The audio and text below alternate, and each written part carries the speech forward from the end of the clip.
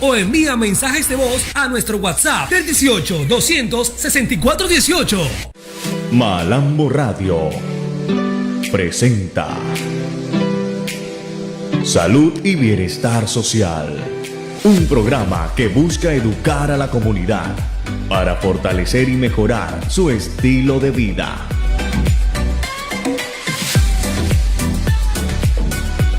Universidad Metropolitana, vigilado Mineducación.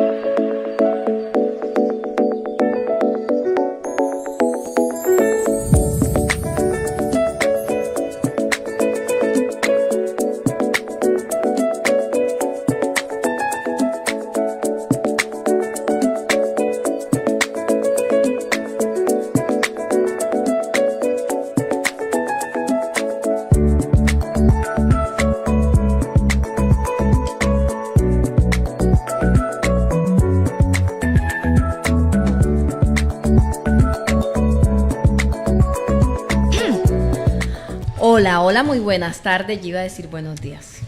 Muy buenas tardes, bienvenidos a su programa Salud y Bienestar Social por malamboradio.com y la Universidad Metropolitana. Bueno, Damar, hoy estrenando horario. Sí, amiga, es un poco difícil, pero tenemos que despertarnos, o sea, todo el mundo despertémonos. Yo sé que está la boberita así del mediodía, pero estamos aquí nuevamente en Salud y Bienestar Social, otra vez con ustedes, con todas las pilas puestas, las pilas ever ready. ¿Qué te puedo decir, amiga? Entonces, así es. No, y además es viernes y como tal el cuerpo lo sabe, pero debe saberlo para ponernos a tono con nuestro programa. Bueno, en el día de hoy, Damar, tenemos una super invitada. Ella es también orgullosamente metropolitana.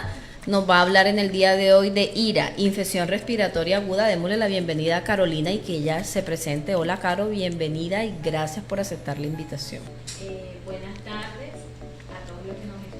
Mi nombre es Carolina Pozo, soy egresada del programa de enfermería de la Universidad Metropolitana, recién egresada, y pues es un gusto estar acá y poder compartir de nuestros conocimientos para poder educar a la comunidad.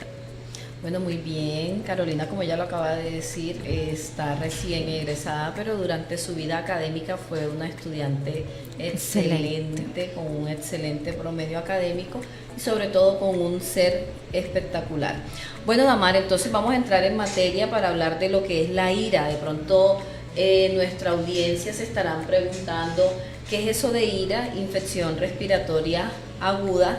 que por estos días o por estos meses vemos que está como de moda en nuestra costa, precisamente por los cambios bruscos de temperatura que estamos experimentando. A veces hace calor, otras veces hace frío, la brisa que viene con mucha arena, con mucho polvo, todo esto son factores de riesgo que de alguna manera nos van a ayudar a que se presenten infecciones respiratorias agudas, sobre todo en la población menores de 5 años y adultos mayores. No quiere decir que los demás estemos exentos, pero de alguna manera tenemos mejor mecanismo de respuesta a este tipo de cambios bruscos de temperatura. Entonces vamos a preguntarle a nuestra invitada, que sea ella que nos explique de una manera más amplia qué es la ira, Carolina. Pues la ira, como ya lo ha venido diciendo Ira no de rabia. No de rabia, no, de esa no, sino de infecciones respiratorias agudas, pues es un problema respiratorio que afecta como tal nuestro aparato respiratorio. Esta se compone de 2 grupos. Están lo que son las infecciones respiratorias agudas del aparato respiratorio superior, que encontramos lo que son las fosas nasales, la garganta, la boca, la laringe, y las problemas respiratorios de las partes inferiores, que encontramos lo que son ya los bronquios y los pulmones, que ya es una fase grave de la continuidad de este tipo de enfermedades respiratorias. Así es. Entonces, Ana, acá retroalimentándonos, hay una clasificación dependiendo si son las vías respiratorias altas o las vías respiratorias bajas. Entonces, para que lo tengamos en cuenta, y que si son de las vías respiratorias altas, de pronto se consideran un poquito menos agresivas, más leves o más manejables que la de las vías respiratorias bajas, porque pueden presentar mayores complicaciones. Así Entonces, a ver, Caro, muchas veces nosotros confundimos este término de ira, como lo decía mi compañera Anita, con la ira de la rabia, o como yo te decía, vamos a hablar de insuficiencia respiratoria aguda. No, eso es aún más grave. O muchas veces la confundimos con insuficiencia renal, pero no, en este caso son las que están ahora de moda y que son las más frecuentes, como lo decía Anita Manuel. Entonces, ¿cuál es la ira más frecuente, Caro? Tenemos lo que es la rinitis, la amigdalitis, la faringoamigdalitis, que afecta lo que es la garganta y la faringe, que es cuando presentamos lo que es tos seca. La rinitis, que afecta más que todo la parte de las fosas nasales, cuando tenemos reuma, salida de un líquido como hialino. Líquido, es blanquecino, transparente. Transparente por las fosas nasales o nariz.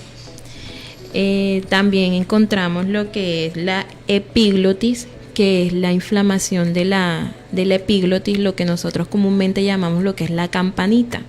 Esta también se ve afectada por lo que son las enfermedades del aparato respiratorio.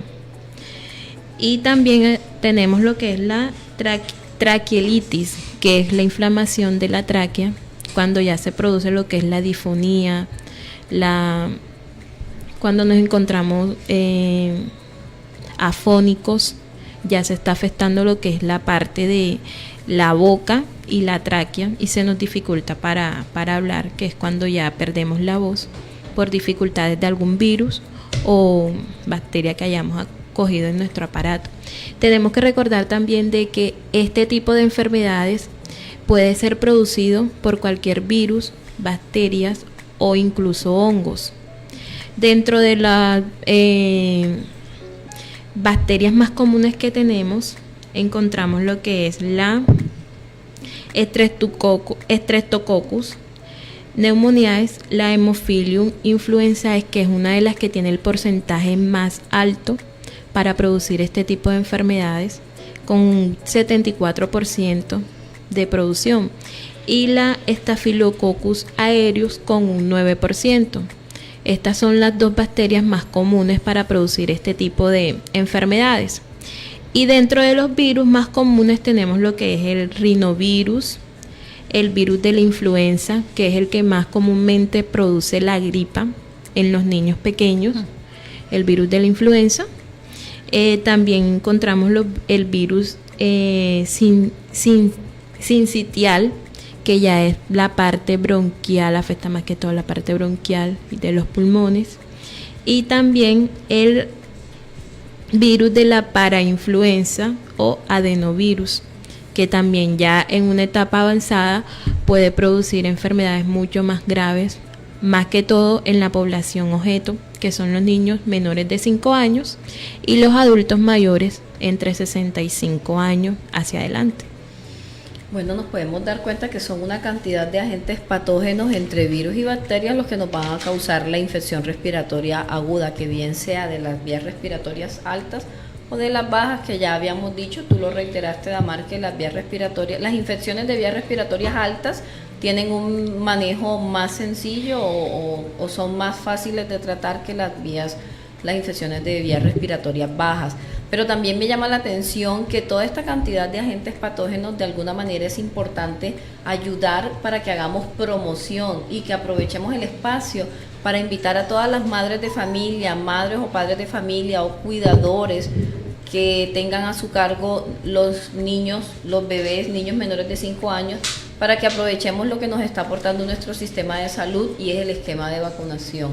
Si nosotros reforzamos ese esquema de vacunación a través de la aplicación de las vacunas, vamos a reforzar el sistema inmune de la población infantil, que finalmente son de las poblaciones más afectadas con este tipo de infecciones, porque son ellos y los adultos mayores los que comúnmente más se ven afectados por esta problemática.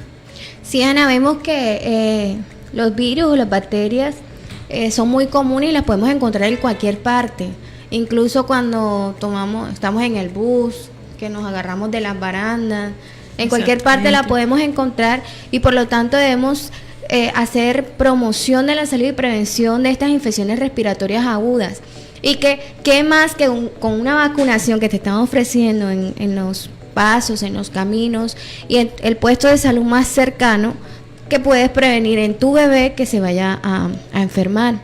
Y que es con nada más ir, cruzar la calle, llevarlo, que le coloquen la vacuna. Aunque la primera vacuna por naturaleza que tenemos es la lactancia materna. Y que debemos buscar que esas mamitas le den leche materna al niño para que él tenga su sistema inmunitario responda frente a cualquier virus o bacteria que se encuentre en el medio. Si yo le doy esa primera vacuna al bebé, créanme que él va a crear unos anticuerpos frente a esos virus y esas bacterias. Eso se llama inmunidad natural, que se transmite a través de todo lo que la mamita le puede dar con la leche materna.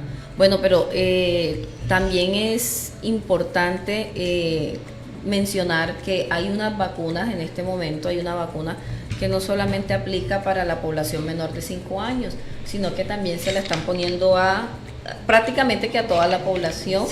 Sí. Pero es como de elección para los adultos mayores, considerando que son una de las poblaciones más afectadas, y hablamos entonces de la influenza. Claro, es para niños, adultos mayores y personas que estamos expuestas a un factor de riesgo, en este caso el personal de la salud, que cada año nos debemos vacunar. También la DPT, que habla de la que es la tosferina, la difteria, y el DPT, difteria, tosferina, tétano, sí. También ayudan a prevenir lo que son las enfermedades del sistema respiratorio. Y también la vacuna de la influenza, que es una de las más importantes, que se debe colocar la primera a los 6 meses y a los 7 meses a los niños recién nacidos o en periodo de crecimiento. Es muy importante recordarle a las mamitas o a los cuidadores la importancia de completar lo que es el cartón de vacunación, completar el esquema de vacunación, siendo esta como la primera barrera para que los niños puedan adquirir defensas y puedan afrontar de una manera exitosa este tipo de virus que de cualquier manera, si no se cuidan, si no se protegen, pueden conllevar incluso hasta la muerte, porque se pueden agravar lo que son las enfermedades, conllevando a una bronquiolitis, a una neumonía. Y también leía de que la neumonía actualmente se considera una de las enfermedades más altas en mortalidad y morbilidad en lo que son la etapa de 0 a 5 años. Es una de las enfermedades con más prevalencia en esta etapa del desarrollo. Ana, discúlpame, Caro. Esta mañana leyendo, ahora no recuerdo la fuente, pero creo que era el Instituto Nacional de Salud, decía que para este año se habían incrementado en un 10% los casos de insuficiencia respiratoria, de infecciones respiratorias agudas. Entonces, por eso es que hoy traemos a colisión ese tema, y aparte por lo que decía, están muy populares. De hecho, no sé si se han dado cuenta que las brisas dan una rinitis, tos, bendito sea. Yo también estoy así. Te duele la garganta, te da como prurito en los oídos. En los oídos. Los ojitos se te ponen llorosos, y esa sintomatología es propia de una infección respiratoria aguda. Sí. Pero también tenemos que recordar que tenemos que diferenciar lo que son las enfermedades del sistema respiratorio con un resfriado común. Que el resfriado común es como producido por el cambio brusco de temperatura, y que el mismo cuerpo se va a encargar de, como por decirlo así, de nivelar ese cambio, el desequilibrio de temperatura. Pero ya cuando hablamos de lo que es enfermedades del sistema respiratorio, ya esto conlleva una serie de síntomas muy distintos. Como lo decía la profe Ana, ya conllevaba lo que era el dolor de garganta, ojos llorosos, incluso dolor de oído, ya lo que porque los oídos también hacen parte del sistema respiratorio. De las vías aéreas superiores o altas. Entonces también se encontraba lo que era la otitis media, que también se ve afectada la parte del oído. Dolor de oído, fiebre, incluso fiebre, que si no tratamos a tiempo esta parte leve de las enfermedades, pues obviamente que el virus o las bacterias o el hongo que hayamos adquirido en el medio, o sea, la parte donde lo hayamos adquirido, pues va a seguir avanzando, se va a hacer más fuerte y nos va a conllevar a lo que son las enfermedades del sistema respiratorio de las vías bajas, que ya ahí sí se necesita un control más avanzado. Entonces, lo que se busca es que si se ve con algún tipo de estos síntomas que hemos venido mencionando, pues no automedicarnos, pero sí buscar la manera de protegernos, de buscar la prevención para no seguir adquiriendo más bacterias y más virus. Y evitar el progreso de una infección respiratoria de las vías superiores que llegue a las inferiores, porque al llegar a las inferiores, recordemos que ahí se encuentran los pulmones con los bronquios, bronquiolos, alveolos, etcétera, y el proceso infeccioso es más complicado. Ana, es que tenemos que tener en cuenta que las infecciones respiratorias agudas no duran más de 15 días. Ya cuando ellas pasan más de 15 días ya estamos frente a algo más grave. Claro que sí. Cuando ya pasamos de 2 semanas o 15 días con los síntomas leves, pues es necesario dirigirnos a un centro de salud, porque ya la enfermedad ha cumplido su periodo, como decirlo así, ha cumplido su periodo, no hubo mejoría, y pues ya es como una señal o una alerta de que se puede estar afectando otra parte más esencial de nuestro sistema respiratorio, y que conlleva de un cuidado mucho más especial, porque hay cuidados en casa, pero ya cuando ya se avanza a una parte mucho más de cuidado de nuestro organismo, se necesitan ya lo que son los cuidados de la parte clínica.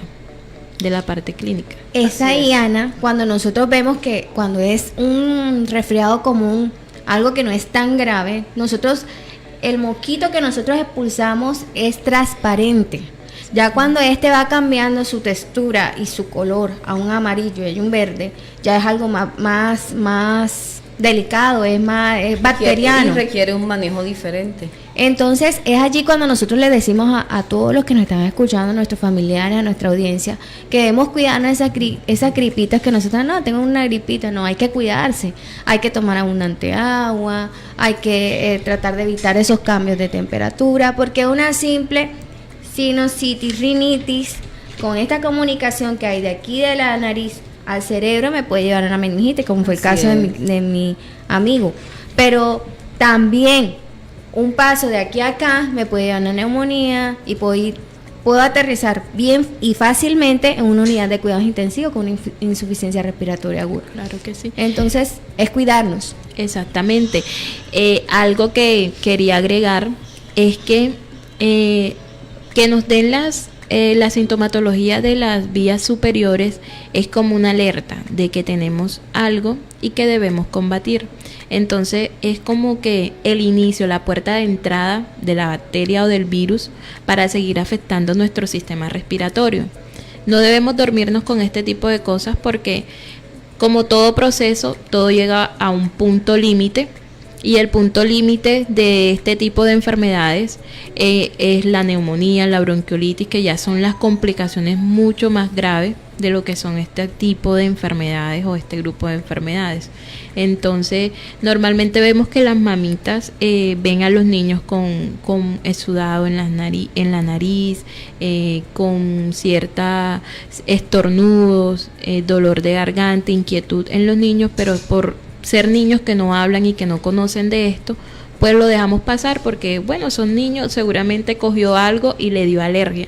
No podemos desconocer este tipo de enfermedades, siendo de que los niños entre 0 y 5 años son los más vulnerables para este tipo de enfermedades. Entonces, mucha atención a los papitos o cuidadores de estos niños cuando estén presentando alguna sintomatología.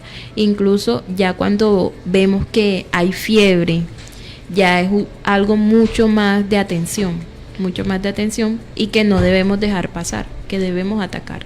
Que la fiebre es un signo de alarma. Cuando la persona tiene fiebre, tenemos que inmediatamente activar todas las alarmas porque esa es la manera del cuerpo decir que algo no está bien y que tenemos allí de pronto unos intrusos que nos están atacando, que los intrusos pueden ser virus o bacterias. Exactamente. Entonces hay que atender ese llamado y conocer a nuestros hijos.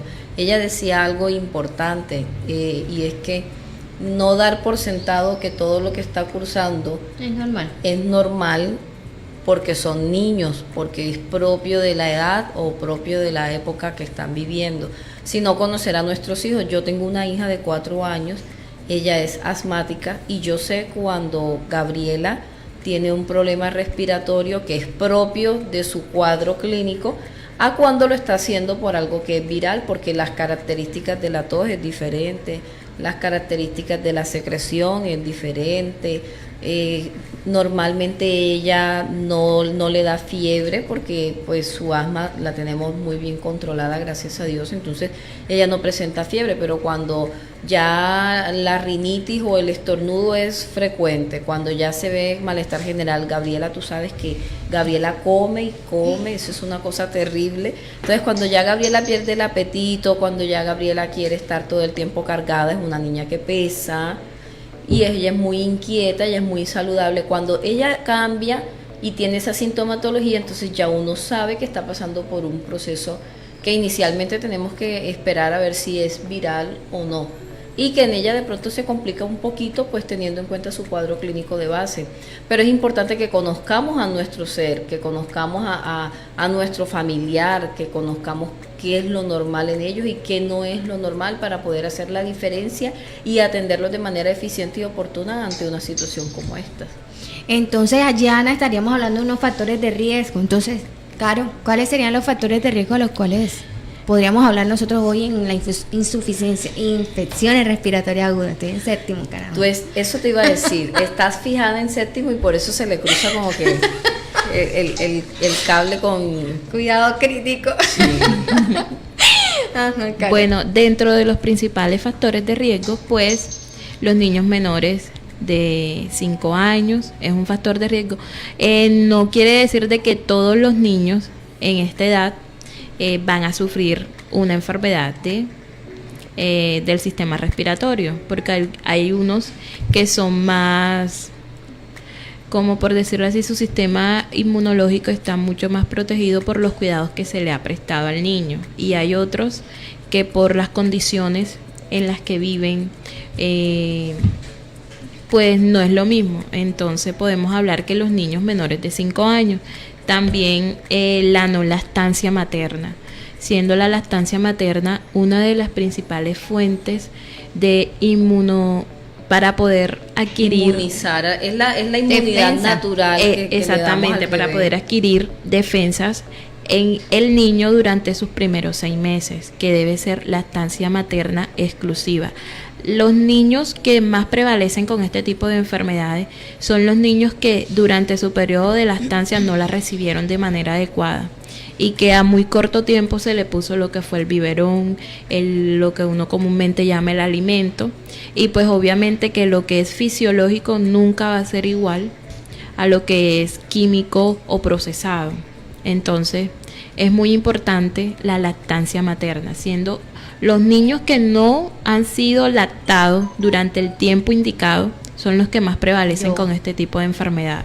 Y es que los estudios científicos han demostrado, Damari y Carolina, que los niños que son alimentados con leche materna exclusiva tienen un mejor desarrollo físico, mental, emocional. Exactamente. A diferencia de aquellos niños que no fueron alimentados con Amiga, lactancia materna. te pongo el ejemplo mío. Yo no tomé leche materna y, o sea, yo en mi infancia yo le tengo un pavor. A mí me encanta inyectar, pero yo le tengo un pavor a las inyecciones intramusculares, que me vengan a colocar una inyección, ahí sí. Y ahora que me estoy haciendo y que masaje y que no sé qué, no sé cuándo, siempre que me van a hacer ahora no recuerdo cómo es que dice la esteticista, pero yo me pongo de todos los colores. ¿Por qué? Porque quedé ya con el trauma de que todo era inyección para aquí y inyección para allá. Yo sufría mucho de faringoamigdalitis y yo no podía tragar, eso es traumático. Igual, así como sufría de infecciones respiratorias agudas, también mi sistema gastrointestinal sufrió, y las consecuencias las estoy viendo ahora. Yo soy una persona que soy estítica, que no puedo comer de todo, que me lleno de gases. Entonces, todo eso, ¿por qué? Porque en mi infancia no tomé la leche materna, yo no quise la teta. Yo me acuerdo que en un programa tú comentaste, creo que cuando hablábamos de lactancia, que a ti te colocaron una leche de fórmula, claro. Y esas leches todavía no están aptas para el consumo de los niños, ni tienen todos los anticuerpos. Ahora, no estamos diciendo que esa sea la causa. Lo hemos repetido, que esa sea la causa. Y tampoco estamos diciendo que las leches maternizadas sean malas, porque hay casos de casos. Hay situaciones donde por alguna razón ajena a la voluntad de la madre no puede lactar y hay que recurrir a las leches maternizadas, que muchas han trabajado arduamente para tratar de ser lo más natural o lo más parecida posible a la lactancia materna, siendo conscientes que jamás de alguna manera van a poder reemplazar la lactancia materna. Pero sí es importante saber que muchas veces el organismo de esos niños no está lo suficientemente desarrollado para asimilar ese proceso. Exactamente. También dentro de los factores de riesgo encontramos lo que es la desnutrición.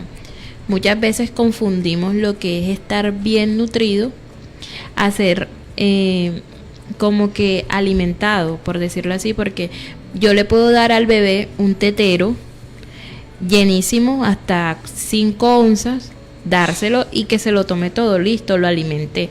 Pero hay que mirar qué tanto está nutriendo ese alimento que yo le di al niño a su sistema, qué tanto bien le está haciendo. Entonces es muy necesario la nutrición en los niños. Los niños desnutridos son uno de los que más prevalecen con este tipo de enfermedades, siendo de que su sistema no tiene como que ese sistema inmunológico fortalecido, no tiene defensas, dado de que si no tiene una buena alimentación, obviamente no va a procesar nada de lo que son los procesos fisiológicos autoinmunes del cuerpo y obviamente va a adquirir cualquier tipo de estas enfermedades hasta agravar en una neumonía porque su cuerpo no va a poder atacar este tipo de enfermedades. También encontramos bajo peso al nacer, cuando los niños son prematuros o que no se tuvo un buen control por parte de la madre, que los niños salen con bajo peso al nacer, pues esto también es un factor de riesgo. Por eso es muy necesario recordarles a las mamitas en periodo de gestación ir a sus controles, tener una buena alimentación y tomarse todo lo que son las partes de los micronutrientes, porque es que actualmente estamos en un ciclo donde es que mi mamá tuvo 5 embarazos y mi mamá nunca tomó nada de eso, y yo voy a hacer lo mismo que mi mamá, pero tenemos que recordar de que en el periodo de donde estuvieron nuestras mamitas, ellas eran alimentadas de una forma muy distinta y que todo normalmente era del campo, claro. Todo era con un proceso muy distinto. Era mucho más sano, no se veía tanto lo que eran las comidas rápidas. Hoy en día tú ves a una mujer embarazada sentada comiéndose una salchipapatota grandísima, un perro caliente tomando Coca-Cola y no se toman los micronutrientes. ¿Eso qué conlleva? Que tengamos un bebé al nacer con bajo peso, muy seguramente que lo metan a una UCI neonatal y que durante su proceso de desarrollo tenga problemas de vías respiratorias. También tenemos lo que es otro factor de riesgo, es los cambios bruscos de temperatura, lo que estamos viviendo actualmente acá en Barranquilla. A las 10 de la mañana a las 8 de la mañana hace frío, a las 10 hace calor, a las 12 hace calor. Ahora en la tarde la brisa insoportable que no se puede ni caminar. Eso también es un factor de riesgo. Entonces, lo necesario es tener en tiempos de brisa como que usar tapaboca, cubrirse, estar abrigado, más que todo abrigar a los niños, bebés. También otra cosa que quería agregar era que los tiempos de antes, las mamitas hasta los 3 meses no salían de la casa. 3 meses, y si salían era el control del bebé y si era necesario. Del resto no salían, porque a mí me lo dicen. Yo a los 3 meses fue que salí de la casa, pero hoy ustedes ven a las mamitas jóvenes de 15, 17 años. No estoy diciendo que todas, pero sí la mayoría, con los bebés de un mes de nacido, 2 meses de nacido, en el centro, en todos lados. Y esos cambios bruscos de temperatura afectan muchísimo. Luego cuando llegan a la casa, lo metieron al centro comercial donde hay aire, luego lo volvieron a sacar, luego lo volvieron a meter en no sé qué lado. En el taxi, que también hay aire acondicionado. Exactamente. Y cuando llegan a la casa, el bebé con una rinitis, con moco, con dificultad para respirar, y se debió a los cambios bruscos a los que fue sometido por no tener la prevención de mirar que no era un tipo. Además, el hacinamiento en esos lugares se amontona mucha gente, y eso no es un lugar adecuado para uno llevar a un niño. Y el mal hábito de las personas, que cuando ven a un niño entonces lo quieren besar en la cara, en la boca. Entonces hay que tener en cuenta eso. Los bebés no es para exponerlos. Es lo mismo cuando vayan a visitar un bebé, si tenemos gripa, no vayamos a visitar al bebé. ¿Para qué? Que yo considero que los bebés recién nacidos no es para que los visite nadie. El papá, la mamá, los hermanos, es decir, el núcleo familiar primario, los que conviven con él. Pero los bebés no es para que los estén visitando, porque es que están muy pequeños, su sistema todavía inmune está todavía muy indefenso. Entonces, créeme que cuando tú tengas tus hijos, no seré yo la que te vaya a visitar a los 8 días. A mí, yo digo que va a ser la más maniática en esta vida, porque somos enfermeras y nosotros somos muy meticulosas con esas cosas. No, y hay veces la gente toma de muy mal sentido esto, pero no, es que somos madres, somos protectoras y por lo tanto buscamos el bienestar de nuestros hijos. Entonces algunas personas externas a nuestra casa creen de que ay, qué faltedad, ahora no quieren que el bebé lo vean, se molestan y dejan de hablarnos, pero es que no entienden de que es algo necesario y que el bebé no está para recibir todo tipo de contacto, porque es un bebé que apenas se está adaptando al medio.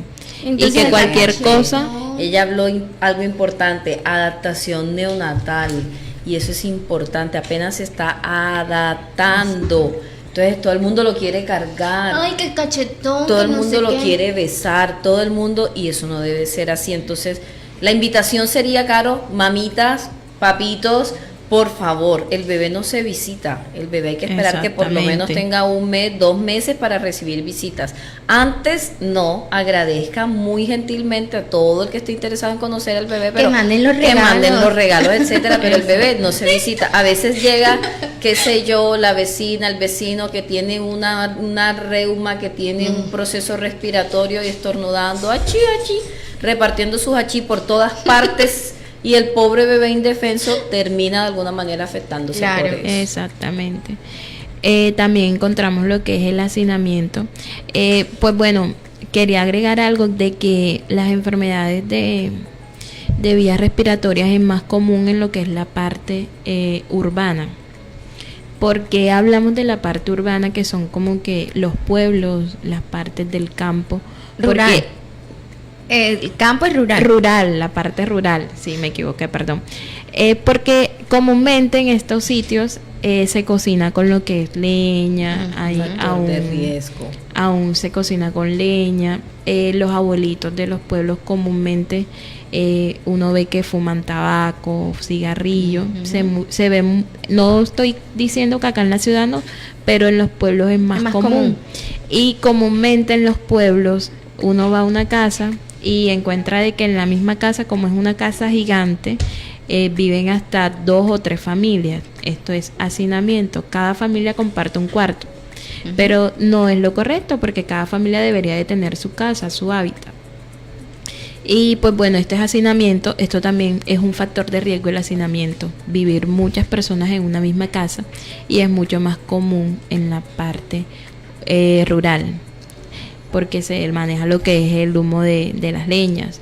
Y también en el factor de riesgo entra lo que es el uso del cigarrillo, las personas que fuman, más que todos los adultos mayores que ya tienen tiempísimo de fumar, de tener este hábito, pues son personas que son muy susceptibles a padecer este tipo de enfermedades, y también es un factor de riesgo el cigarrillo.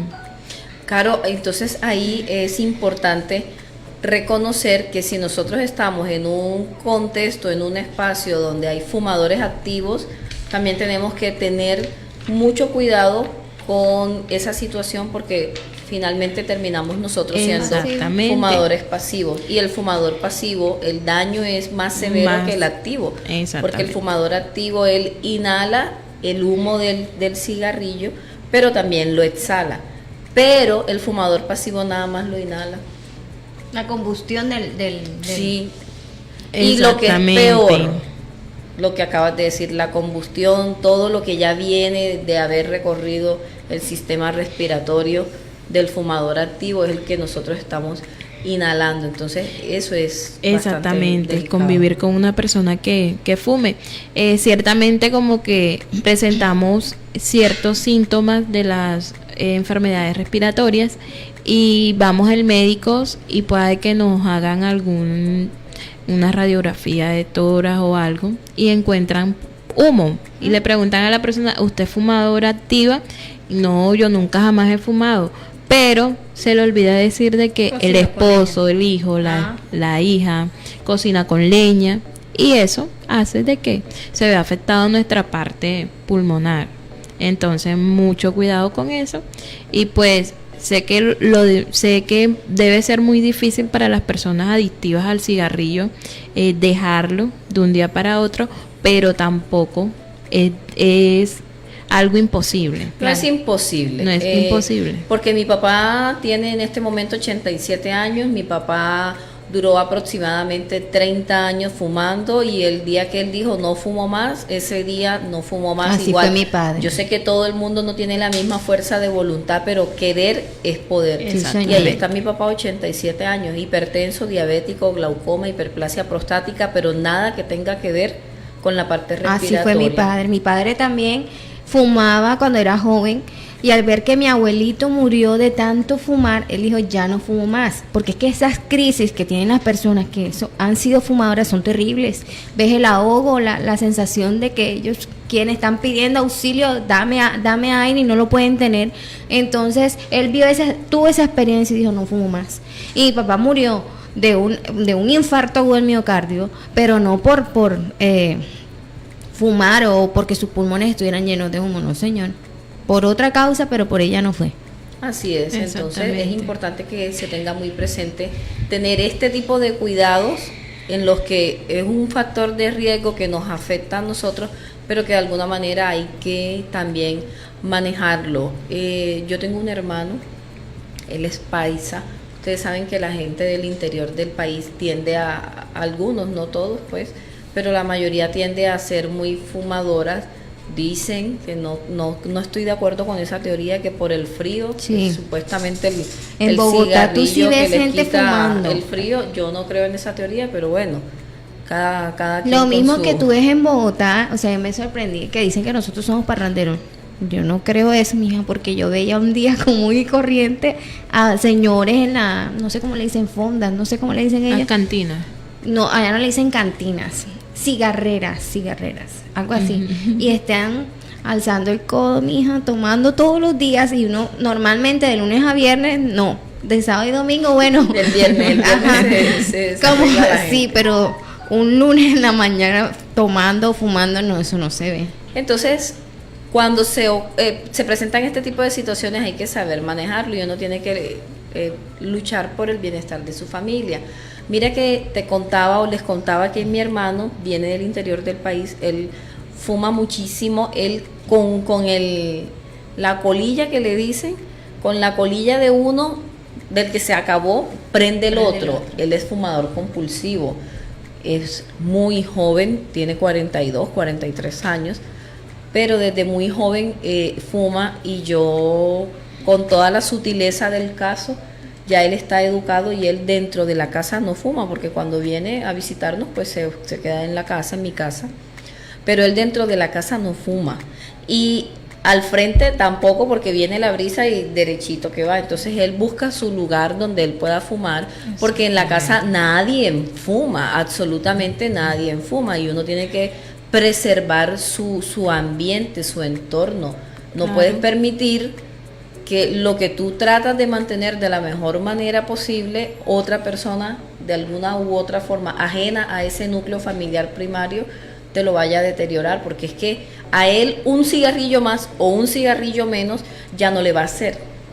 Claro.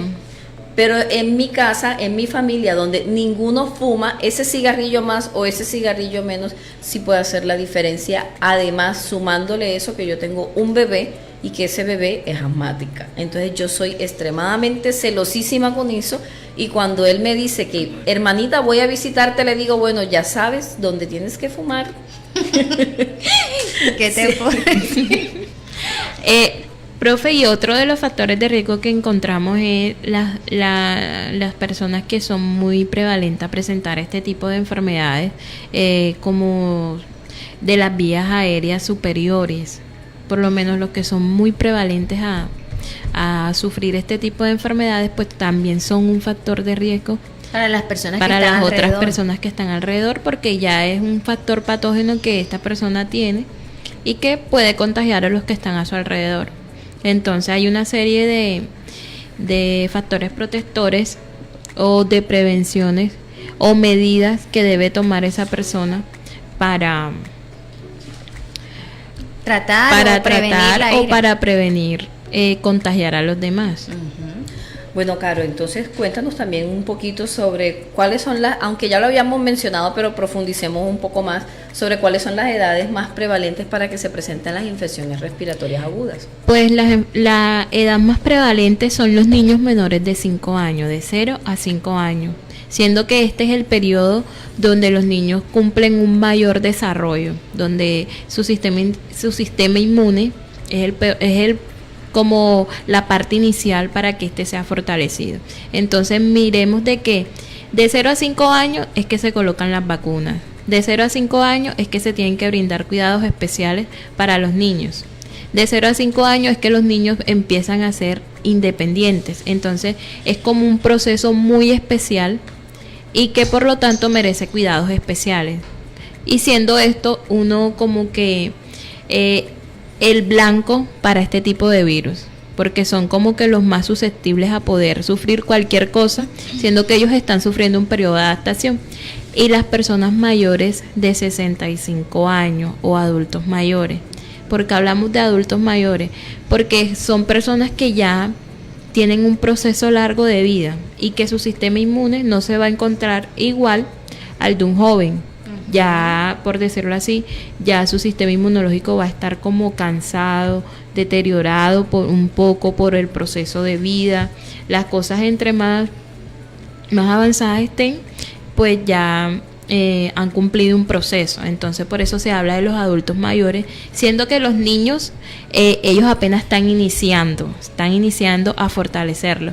Y por decirlo de alguna manera, los adultos mayores están finalizando ese proceso de fortalecimiento y que van a ser mucho más susceptibles a padecer cualquier enfermedad del sistema respiratorio. No, o algo más, no diciendo de que los jóvenes o las personas jóvenes no están exentas de padecer cualquier enfermedad. Sí, también lo están, pero estas dos etapas son más frecuentes para padecerlas. Son la población más vulnerable, como lo dijo Caro. Y donde generalmente los cuadros se agudizan más. Claro. Al inicio, porque apenas estamos adquiriendo defensas. Exacto. Y al final, porque ya nuestras defensas están cansaditas, al igual que nuestro cuerpo, entonces somos más susceptibles a estas enfermedades, a estas infecciones. Sin embargo, mira lo que dijo Caro. Carolina está diciendo que si estamos en esa etapa de adulto y adulto joven, claro que también podemos adquirir una infección de vías respiratorias, altas o bajas. Entonces recordemos, Caro, ¿cuáles son los signos y síntomas más comunes? Pues bueno, entre los síntomas y signos más comunes tenemos lo que es la expectoración con o sin exudado. Puede que sea solo una tos seca o puede que sea una tos con expectoración. Esta puede ser blanquecina, alcalina o verdosa o amarilla. Ya cuando encontramos que es verde o amarilla, pues ya hay que prestarle mucha atención porque se coloca de este color amarilla o verdosa por el nivel de bacterias que este contiene. Entonces, pues tenemos que prestar mucho cuidado a esta sintomatología. También encontramos lo que es la fiebre, ojo lloroso, irritabilidad, dolor de cabeza, dolor de oído, que es la otitis media aguda, también es uno de los síntomas que comúnmente nos da un dolor de cabeza o un dolor de oído y como que debe ser que me puyé, me metí un copito o algo y me maltraté, debe ser por eso. Pero luego dejamos que el dolor de oído persista, empezamos a tomar antibióticos y toma antibióticos, nos automedicamos, nos echamos no sé qué, gota para esto, gota para lo otro, y cuando queremos ver ya avanzó y esto, aunque uno diga como que un dolor de oído que va a terminar en esto, pero un dolor de oído puede terminar en una meningitis, que es una enfermedad muy grave que afecta a nuestra parte neurológica directamente. Entonces miren lo que conlleva algo simple a lo más complicado. Claro, porque hay una conexión entre oídos, garganta, nariz, y eso hace un mecanismo. La boca hace un mecanismo ascendente que puede llegar a las meninges, que son las capas que recubren el cerebro, y de allí pues producir una enfermedad severa. Conocemos a alguien muy amigo que terminó con una meningitis y nunca imaginamos que era una meningitis. Claro, por una simple sinusitis mal cuidada. Exactamente. Lo mismo, el mal hábito que tenemos con los copitos Johnson, me incluyo. Yo no puedo ver un copito Johnson porque quiere uno estarse dando en el oído con el copito Johnson, pero estamos estamos en un mal hábito, en una mala práctica, porque estamos quitando el cerumen, que es el que nos está protegiendo para que nada entre hacia allá adentro, que son las estructuras más internas y que están comunicadas con nuestro cerebro. Entonces, si nosotros quitamos ese cerumen, claro, es que ahora no vamos a dejar que la cera nos llegue acá hasta la parte externa del pabellón auricular. Y entonces todo el mundo se va a dar cuenta que tenemos cera, no. Hay que tener en cuenta que los copitos Johnson son para la parte externa, no para la parte interna. Entonces, no tener ese mal hábito. Bueno, estamos hablando de un copito Johnson, pero yo he visto personas que una pluma, la vincha, un gancho con los que nos hacemos la vuelta, un gancho de estos. Entonces cogen, se lo introducen y con eso se limpian. Un gancho que ha recorrido, bueno, no sabe uno por dónde, la cabeza, que a veces hay caspa, está sucia, entonces introducimos allí, y la caspa es un hongo, claro, entonces nos estamos llevando el hongo que tenemos en el cuero cabelludo para el oído. Exactamente. Dentro de los síntomas también encontramos que ya es como que uno de los síntomas más graves es la dificultad para respirar.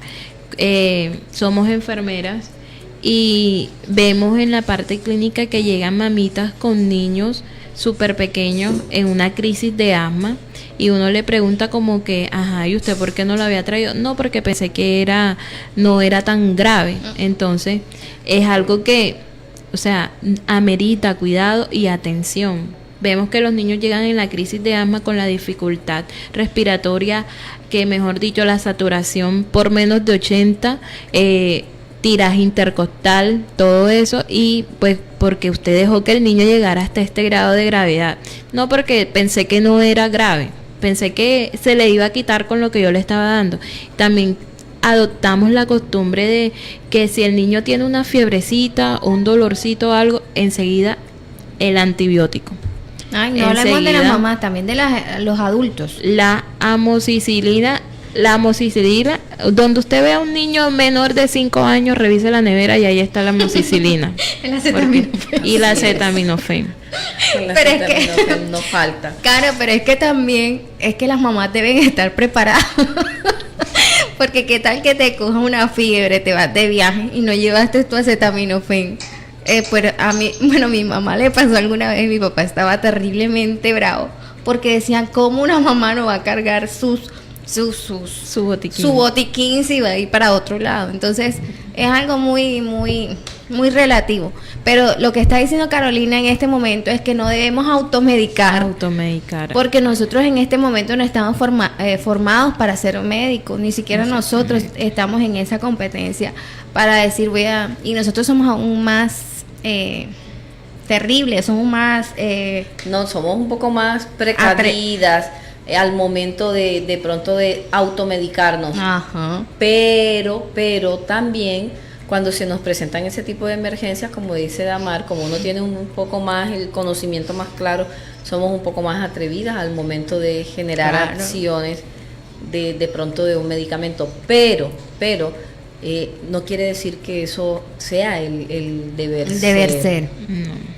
Ojo, y no automedicarse, jamás. No automedicarse, y siendo de que cuando iniciamos un proceso de antibióticos, pues no sabemos qué tipo de bacteria es, y lo que va a hacer es que va a crear resistencia bacteriana y va a ser va a ser un proceso más largo en lo que es la parte clínica, porque hay que mirar si ya la bacteria hizo resistencia a tantos antibióticos, hay que mirar cuál antibiótico es el que puede atacarla a ella, y claro, es un proceso mucho más largo. Entonces, los cultivos, los antibiogramas. Exactamente. Y es un poco más doloroso porque para eso los bebés hay que hacerle un proceso de que hay que pullarlos, hay que sacarle sangre, hay que hacerle esto, y pues bueno, es mucho más complicado todo, complicamos mucho más el proceso. Hay madres porque son demasiado, como por decirlo así, demasiado ¿será? Estrictas. Intensas. Exactamente, intensas, estrictas, que una mínima gripa ya están en el pediatra o en la urgencia. Yo conozco una mamá así. Porque no le puede dar nada al niño, y hay otras porque se descuidan mucho. Sí, y claro, las que son estrictas, prevenidas, pues no está mal hacerlo, porque los niños ameritan de un cuidado especial y es necesario tenerlo. Y pues bueno, no me parece mal que lo hagan, porque Si al niño le da una gripa, pues obvio, esto no es de él, esto no es suyo, debo llevarlo, Es el no deber ser. automedicarlo. Sobre todo cuando de pronto uno espera, lo digo por mí, porque uno espera para ver si es un proceso viral. Si es un proceso viral se debe resolver en unos pocos días. Pero si en vez de mejorar la condición del niño Se complica. se va complicando, entonces ya hay que acudir. A veces uno de pronto que tiene el conocimiento se abstiene de consultar en primera instancia, porque resulta que en las consultas te vas a encontrar con Hasta te gente, regañan a pediatra. claro, porque hay gente que está en peores condiciones de la que está tu Exactamente. paciente, tu familiar, tu hijo, etcétera. Entonces lo que haces es complicarle más la situación Eso. a esa persona. Los pediatras dicen eso. Por eso cuando ustedes cuando uno va al centro de salud y te atiende el médico, te da unos signos y síntomas de alarma, que es lo que la profesora Fanny Payares hablaba en alguna en algún momento que estuvo con correcto, nosotros acá. de la YEPI, la atención YEPI. integral a las enfermedades prevalentes de la infancia. Te dan unos signos y síntomas de alarma, los cuales les dicen a las mamitas, al cuidador, al papito, quien en este caso esté haciendo las veces, y para que en caso de que ocurra cualquiera de esos signos y síntomas, él lo traiga. Los pediatras dicen que si el niño no tiene ni esos signos ni esos síntomas, que mejor no lo llevemos. ¿Por qué? Porque ahí en el hospital hay personas que están aún más complicadas. No, Y entonces, y también que en la parte clínica llega todo tipo de virus, bacterias, las personas infectadas, todo. Entonces lo que hacemos es que llevamos al bebé a la clínica con una cosa, con una fiebre, algo. Y cuando salimos de ahí ya el niño sale estornudando, con gripa, Ay, sí. tosiendo, y es ahí la complicación. Entonces por eso hay que conocer también lo que decía la profe, los signos de alarma que son indicados por los pediatras. Cuando acudimos al control de crecimiento y desarrollo también se nos dan unas indicaciones que deben ser tomadas en cuenta. Entonces recordamos lo que son los signos y síntomas: la fiebre, la tos con o sin expectoración, dificultad para respirar, ojos llorosos, dolor de oído, tiraje intercostal, que ya cuando hablamos de dificultad para respirar y tiraje intercostal estamos hablando de ya una parte grave del proceso de las enfermedades respiratorias. También encontramos lo que es el dolor de cabeza y fatiga, lo que es en la parte torácica y en la cabeza. ahora, Como una- fatiga no es el hambre. La fatiga es esa como dificultad Exactamente. para respirar, en cual tú tienes, eso popularmente los abuelitos dicen desosiego, no sé, Exactamente. para poder a realizar cualquier actividad. Ahora también vamos a una mala práctica que tenemos, y es que cuando hay alguien enfermo, entonces queremos llevar al bebé al hospital a visitar. Los niños no son para que vayan a visitar el hospital. Las personas adultas mayores, si ya tienen una enfermedad de base, eviten, abstengámonos de ir al hospital, porque en el hospital lo que hay es virus, bacterias, hay un zoológico, como decimos nosotros, de bacterias, en los cuales podemos hacer que nos compliquemos aún más. Exactamente. Claro, ahorita que tú estabas hablando, mencionabas una serie de síntomas, entonces surgió una aclaración para toda nuestra audiencia, y es que es importante que la gente tenga claridad en que es un sintomático respiratorio, para que si persiste esta situación en la familia puedan acudir a un centro médico y le hagan los exámenes correspondientes. Vamos a explicarles entonces a la audiencia en qué consiste una persona que es sintomática respiratoria. Pues hablamos de una persona sintomática respiratoria cuando ya el proceso de los síntomas ha persistido por más de 15 días. Ha persistido por más de 15 días y que no ha tenido ningún tipo de tratamiento. Que ya se ha presentado como que todo el proceso de alerta para que indicarnos de que hay alguna enfermedad respiratoria y que no ha sido cuidada de la manera que es. Entonces ya la tos es por más de 15 días, pueda de que sea con expectoración, sea verdosa, amarillenta, clara, por más de 15 días, o sin expectoración, que es cuando hablamos de la tos seca. Cuando hablamos de la tos seca, esta también es un signo de alarma por más de 15 días. Cuando ya hay dificultad de respirar para hacer cualquier actividad del común, No que yo trotaba, pero ya ahora no puedo porque es que se me hace muy difícil caminar de la esquina de mi casa a mi casa. No, se me hace muy difícil. Por más de 15 días, este es un signo de alerta. También cuando la sinusitis, la rinitis persiste por más de este tiempo que he venido diciendo, pues también es una alerta de los que son las personas asintomáticas respiratorias. Entonces hay que tener en cuenta, sintomático respiratorio, aquella persona que por más de 15 días ha continuado con signos y síntomas y que estos signos y síntomas en vez de mejorar están empeorando. Así es, exacto. Entonces, tos con o sin expectoración por 15 días, ¿de acuerdo? Entonces, sintomático respiratorio que debe consultar. Bueno, entonces invitamos a toda nuestra audiencia para que se comunique con nosotros para resolver sus inquietudes, para que nos den sus saludos o sus sugerencias acerca de un tema que quieren que nosotros manejemos en su espacio. Bueno, Caro, cuéntanos, hemos hablado un poco de lo que son los signos, de lo que son los síntomas. Ahora hablemos un poquito entonces cómo podemos hacer para prevenir las infecciones respiratorias agudas. Pues bueno, primeramente evitar el contacto con personas que ya tengan un proceso de gripa. Evitar el contacto con estas personas, las personas que ya tengan el proceso respiratorio iniciado, pues usar lo que es tapaboca para no contagiar a los que están a nuestro alrededor. El lavado de manos, muy importante. El lavado de manos, no hay un tiempo estipulado para lavarse las manos. Todas las veces que sean necesario se tiene que lavar las manos. También la prevención es, si el niño es menor de 6 meses, pues darle lo que es la lactancia materna exclusiva. También lo que son completar el esquema de vacunación, como ya lo habíamos dicho antes, lo que es la rotavirus, la influenza, la neumococo, completar nuestro esquema de vacunación en los niños de recién nacidos a 5 años.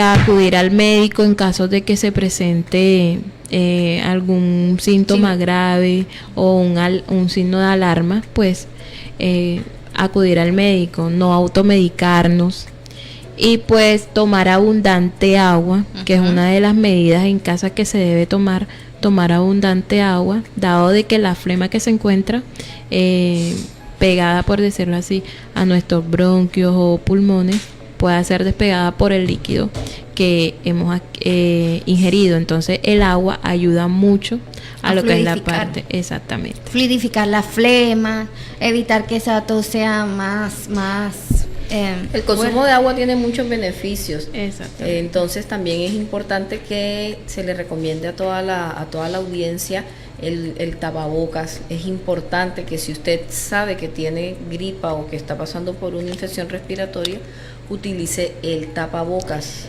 Y también otra recomendación o prevención es que los niños pequeños, los bebés, si usted ve que va a salir y ve que hay brisa, algo, no está de más colocarle un gorro, un abriguito y pues mantenerlo todo el tiempo abrigado, como que hace calor o algo, pero es que el niño está en un proceso de adaptación. Él aún no sabe si que es frío o es calor, él está en un proceso de adaptación y perfectamente puede salir abrigado. Hay que abrigarlo, y más que todo si usted sabe que en este tiempo es tiempo de que hay mucha gripa. A todo el mundo le ha dado gripa en este tiempo, aquí en Barranquilla y en Malambo también. Y repite, no es solamente quedar, sino que ya saliste del proceso viral y nuevamente regresa. A mí me pasó así, yo dije, bueno, ¿y cuándo me va a abandonar la gripa? Estabas conviviendo con ella. Sí. Entonces, mantener a los bebés abrigados, y si usted es mamá y tiene bebé y usted tiene gripa, pues hacer uso de los elementos de protección como el tapaboca y el lavado de manos. Y el uso de toallitas, porque hay gente que tiene la costumbre de que no tiene moco y se limpia con las manos. Y aparte de eso, se limpian con las manos y no se las lavan, sino que van y contagian a todo el mundo. Después van, te dan la mano. Exactamente. Entonces también el uso de toallitas y el tapaboca y el lavado de manos. El lavado de manos es muy importante, pero súper importante. Mire que lo estamos diciendo muchas veces. Ay, no, Jesús de mi vida, eso sí no me gusta. Que se limpien y luego te empiecen a manosear. No. Y pues bueno, en los niños también y en los adultos, en todo, la buena alimentación. En los niños más que todo, si ya están en el proceso de alimentación complementaria, que sea una alimentación complementaria adecuada, que sea alimentación que los nutra, no que es que el tetero porque es el tetero y ya, no, sino que sea una alimentación adecuada para ellos. Yo conocí un caso que era una bebé de 4 meses y pues bueno, en ese tiempo yo estaba dando lo que era toda la parte materna. Estaba muy interesada por lo que era la parte materno-infantil. Y una prima tenía una bebé, pero yo veía a la bebé muy delgadita y aparte de eso era cachetona. O sea, era cachetona, pero su cuerpo era delgado. Y aparte de eso, la barriga se le veía como distendida. Entonces, exactamente, yo cuando la vi, yo dije, esta niña está desnutrida. Y yo, pues curiosidad, le pregunté como que con qué la estás alimentando y le estás dando leche materna. Y me dicen, no, ya ella no quiere tomar más leche materna. Y yo le dije, ¿y con qué la estás alimentando? A mí me quiso dar un yello, me quise morir cuando ella me dio su respuesta. Me dijo, no, ella come lo que yo coma, ella lo come. Sí, es más, le doy hasta café. ¿Cuántos meses tiene? 4 meses. Ay, no, no, pero es que eso no es lo más, eso no es todo, Le daba todo eso, no, ella toma hasta café y yo me quedé como que en shock de ver la respuesta de ella Pobre bebé, hacia no mí. dormiría tomando café.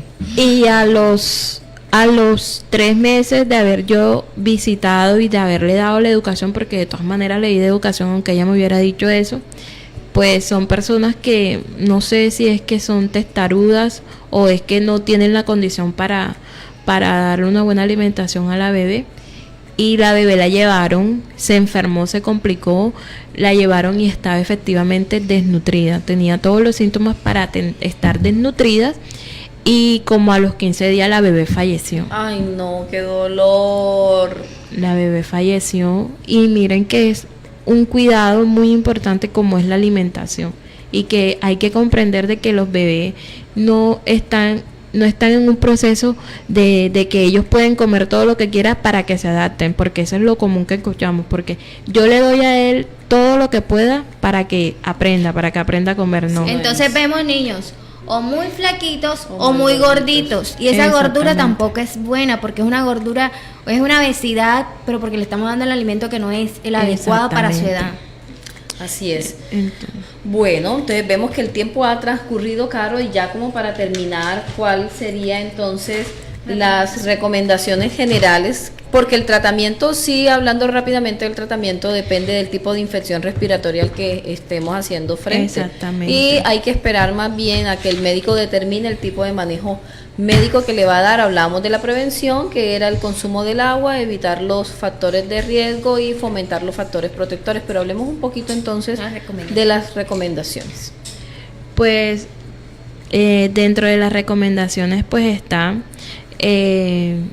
estar alerta a cuanto a los síntomas, el cuidado esencial de los niños, que tengan un crecimiento adecuado, que no sea que el niño, porque a mí me dieron tal cosa, yo voy a acostumbrar a mi niño a que también coma tal cosa. No, estamos en una época muy distinta, en que las cosas han cambiado, en que los procesos son muy diferentes, en que los alimentos que son procesados vienen con un tipo de químico muy diferente al que estaba mi papá o mi mamá acostumbrado. Entonces, brindarle como que esa por decirlo así, esa zona de conformidad o de buen desarrollo a los niños. Comprender de que son niños y que merecen un cuidado especial. Que merecen un cuidado especial y no porque mi mamá o mi abuela me dijo de que le diera tal cosa, ya yo lo voy a hacer, no. Comprender de que son nuestros hijos y que por lo tanto merecen lo mejor de nosotros. ¿Y qué va a ser y qué puede ser mejor que brindarle un buen cuidado? ¿Qué va a ser mejor que brindarle un buen cuidado? Y pues hablo más que todo de los niños porque son la población más vulnerable. Y pues los adultos mayores pues Sé que no es fácil las personas fumadoras activas dejar algo que es tan adictivo, pero creo que no es imposible. Creo, como lo decía la profesora Ana ahora, su papá fue fumador, pero que el día que se propuso a dejar de fumar lo hizo, y hasta el día de hoy no lo ha vuelto a hacer. Entonces, como que poner de nuestra parte, dejar como que vicios que no nos favorecen en nada y que por lo contrario complican nuestra situación de salud. Entonces, mantenernos mucho que todo buscando la manera de estar bien. Si yo veo que tengo una tos por más de 15 días, pues lo más lógico es ir al médico, porque asintomático respiratorio es una alerta. Entonces, mira, no automedicarnos como que tengo 15 días con gripa, pero me voy a tomar esto para ver si se me pasa. Si usted ve que toma medicamento, toma pastilla y no se le quita, pues diríjase al centro de salud más cercano. Y no automedicarse. Exactamente. Porque mira que tanto medicamento y no le está Crean haciendo resistencia efecto. luego más tarde. Exacto, así es. Y pues bueno, la alimentación, no comer por comer, sino para alimentarnos. Para alimentar. Ana, eso es muy importante. Si tú estás bien alimentado, en el momento que hay un virus, una bacteria, créeme que la bacteria va a tener su piedrita en el zapato para poder entrar a tu cuerpo como ella lo desearía hacer. Exactamente. Entonces la alimentación es muy importante. Hay alimentos también ricos en vitamina C. La fruta rica en vitamina C, el pomelo, la naranja, la mandarina. Y algo muy curioso que yo veo es que hay ancianos de 90, 94 años y que aún son personas que caminan, que andan, y es que uno joven dice, ok, esa madera ya no viene, pero es porque en esos tiempos la gente, como lo había dicho anteriormente, comía del campo, comía cosas que no tenían ningún tipo de químico. Estamos totalmente de acuerdo. Tú ves una gallina que te venden en XYZ lugar, no es la misma gallina que tú te comes en la finca. Exactamente. El hueso de la gallina de allá del pueblo es duro. En cambio, La pollo, gallina criolla. es correcto, la gallina criolla, el hueso es duro, que si tú vienes te puedes hasta partir un diente. En cambio, si te vas a comer la que venden en cualquier XYZ lugar, el hueso es más blando. Es que una Están gallina alimentados con otro tipo de productos. Exactamente. Entonces, pues bueno, miramos la diferencia que hay. Hoy tú a un abuelito le brindas una salchipapa y ellos ni saben qué es salchipapa, porque ellos nunca han comido eso, no están acostumbrados a comer eso, y son personas que tienen tiempo. Por lo menos yo conozco el papá de la profe Ana, y yo el día que le preguntaba la edad, yo no como parece. que no, o sea, es una cosa increíble. Yo al papá de la profe Ana y yo le ponía como unos 70 años y me dice que no, que tengo 80 y tanto, y yo como que, ¿cómo así que él tiene 80 y tanto si él se ve tan duro, tan joven, tanto? Y es porque la diferencia de época, y no es, yo también hago parte de esta época, tengo 23 años y pues hay mucho desorden alimenticio, la verdad. Ahora, Caro, hay otra situación, y es que las personitas de tez morena envejecemos más lento que las de tez blanca. Eso es una bendición de Sí, Dios, señor. que tenemos los morenos Entonces, como nosotras. ¿Qué te puedo decir? Bueno, así es. Entonces, yo esas son creo mis que- recomendaciones. Bueno, Carolina Pozo Padilla, enfermera Unimetro, que nos ha acompañado en el día de hoy. Muchísimas gracias, Caro, por tu valioso aporte y por aceptar la invitación a tu programa. Este sigue siendo tu casa. Cuando quieras, vas a ser siempre bienvenida. Pues muchas gracias, fue demasiado placentero estar aquí, porque siempre va a ser enriquecedor dar que recibir. Y pues bueno, me place nuevamente poder acompañarlos en otra oportunidad y poder seguir impartiendo conocimiento, que no está de más. Y pues espero que la información dada acá haya sido acogida de buena manera y podamos estar alerta a lo que son los síntomas y poner en práctica todas las recomendaciones que se le dieron hoy acá. Bueno, Damar, a toda nuestra audiencia, yo creo que darle las gracias por su valiosa compañía y pues invitarlos a que la próxima semana sigan súper conectados con nuestro programa. A las 3 de a la las tarde. 3 de la tarde los viernes después de almuerzo. Claro, a despertarnos. Así es, por salud y bienestar social. Bueno, mi amiga, mi compañera, gracias por tu compañía. A ti, Anita. Entonces Bueno, aquí estamos la próxima Nos semana. vemos nos la vemos. próxima semana. Chao, chao. Chao. Ay, Jesús de mi vida, qué rico.